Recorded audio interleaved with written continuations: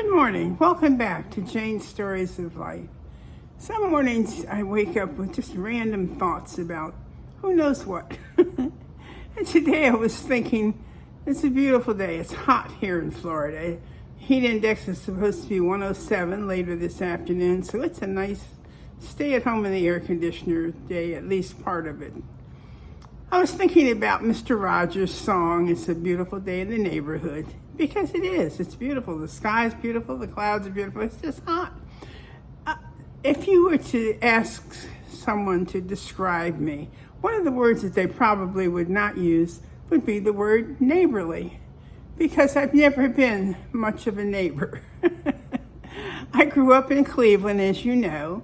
For the most part, we lived in two-family houses, duplexes, apartments, and neighborhoods were pretty much made up of the same kinds of structures. And so it wasn't like growing up in this, what people think of as a typical neighborhood. The first neighbors that I remember closely were our friends, the Bryants, who lived in the other half of the duplex house that we lived in. And that was until I was almost 6. They moved to California just before my dad died, and I was 6 at that time. Jackie and I, their youngest, and I were the same age. We were just like two sisters. Our families were very, very close, and we continued to be close through the years, even though they moved away. Then my mom and I moved to Iowa for a couple of years, and there I never knew any neighbors at all. When we moved back to Cleveland, again, we were in two-family houses or houses with one other family in, either the downstairs or the other half of the duplex. But in terms of knowing the people next door, the people down the street, that didn't seem to happen. Probably where I was the longest was the apartment building that some of you know as the meeting place for the blind date for Morgan and I. I was in Detroit. I had moved to Detroit, the apartment building that I grew up in through high school. My mom still lived in. There were 11 units, 4 units on each of 2 floors, and then 3 units on 1 floor. And one night my mom called. She said, "Oh, this nice young man just moved in to our apartment building." As a matter of fact, he also lived on the same floor as my mom. And so Morgan's friends, the 2 couples that were his friends that lived in the building, arranged for a blind date. So when she told me that, I said, "I'll be home this weekend. I'm going to come and check him out." Well, that was the beginning of our meeting, our romance, our marriage, and I moved back to Cleveland. And then a year after we married, we moved to Schenectady. Our first house in Schenectady was the only house on a dead-end street, no neighbors. The next house that we bought, we lived in for 16 years. And then we did have neighbors. I knew the people on either side and some of the people down the street, on our street. But now where I am in Florida, I don't know my neighbors at all. The family next door, I speak to, but they don't speak English. So we wave and we nod, and that's about it.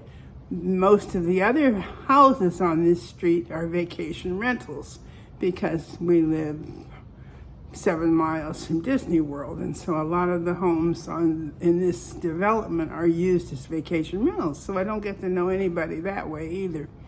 I was thinking this morning about when we lived in Schenectady. The house that we lived in was the houses were fairly close together. I always grew up in urban areas, The front porch of the next door neighbors was very close to John's bedroom window. John was very neighborly.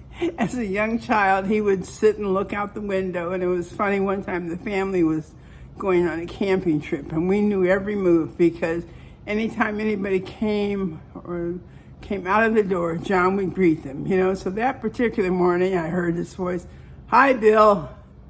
That was the oldest son. Hi, John. A little bit later, hi, Mr. Hudson. Hi, John. Hi, Mrs. Hudson. Hi, John. Hi, Lori. Hi, David. So he was the neighborly one of the family.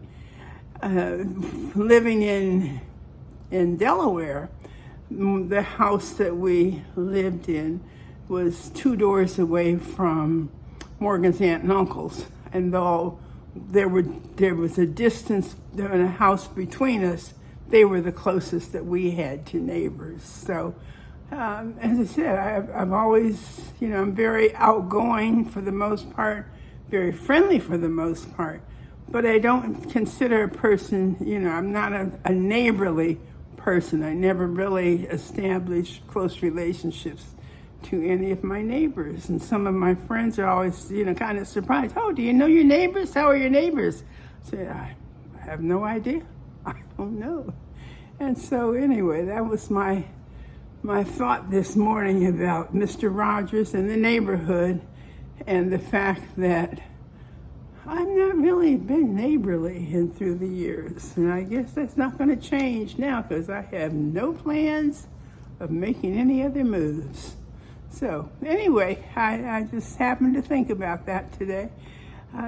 Cherish your memories and pass them on. Hi again. I'm adding this to the video that you just watched because there's a video I made today that continues the story about the Hudson family, our neighbors that you just met a few minutes ago. The title of today's video is How Helping a Student Changed His Life and Ours. The Power of Paying It Forward.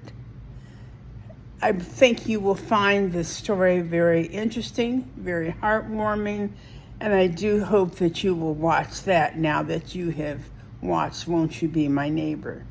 So it's a short, take a few more minutes and learn a little bit more about the power of support and sharing with others. Cherish your memories and pass them on.